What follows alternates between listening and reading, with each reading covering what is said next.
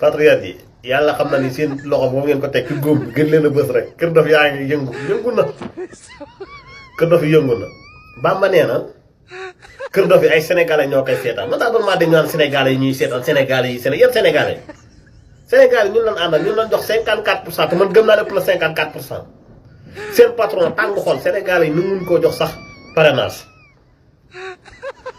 loolu moom boo ci baase woo loolu du baas du nattuwaay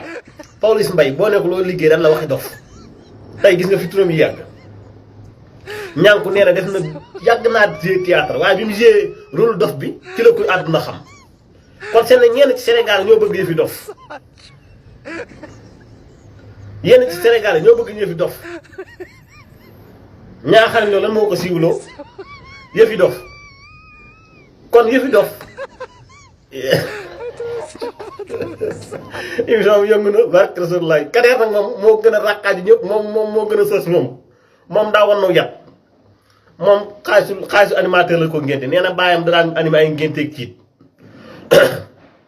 Kader Diop moo ko wax nee na xaalisu animateur lañ ko ngéntee ak Rasulullah Bamba nee na Sénégal yi ñooy seetaat émission bi man abal maa dee ku naan Sénégal yi nee na Sénégal yi nee na ban Sénégal ngeen def émission dof teewul nit ñi def ko man wóor na yàlla bu ma stressé damay dugg jàpp ci comme ça yi gars yi dagg dugal émission moom du ma ko seetaan moom jox parce que ma temps bi